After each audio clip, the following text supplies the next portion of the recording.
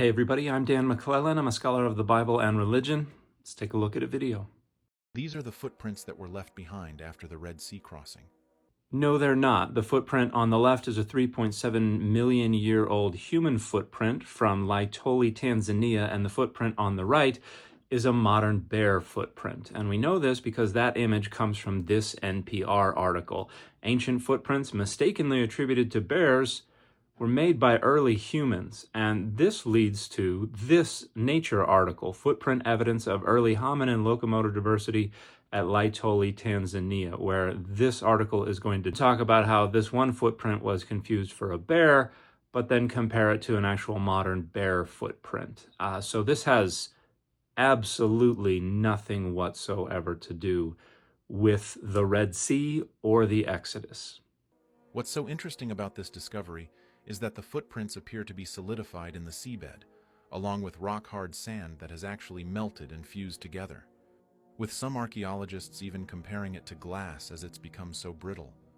This aligns with the biblical narrative in Exodus 14, where it describes God as a pillar of fire.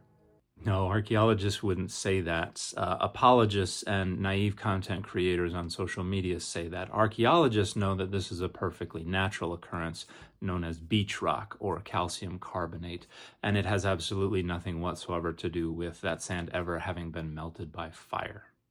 The intense heat from the fire could potentially explain how the footprints became fossilized, preserving this moment in history as evidence of the miraculous crossing. No explanation is needed because no such footprints exist in that beach rock, and we already know how beach rock forms. We saw that the earlier photo was of footprints from 3.7 million years ago in Tanzania and a bear footprint from just a few years ago, and the photo most recently shown is from White Sands National Park in New Mexico. Those are fossilized footprints that also have absolutely nothing to do with that part of the Red Sea or with the Exodus. Some researchers also point to the fact that this area, Nuweiba Beach, has long been identified as the crossing site due to the discovery of an underwater land bridge beneath the Red Sea, suggesting a possible route for a mass crossing.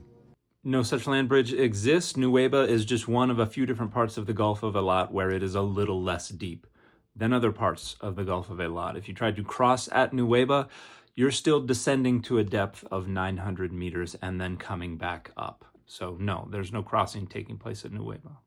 Not only that, there are claims of chariot wheels and human remains found on the seafloor, adding to the supporting evidence.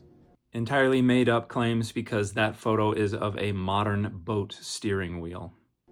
With all these discoveries, as well as the solidified footprints in the area, and that is another 3.7 million year old human footprint from Tanzania, has led many to believe this is where the Red Sea crossing actually took place. Many are wrong. And the fit for this video has been the Spawn 200 cover.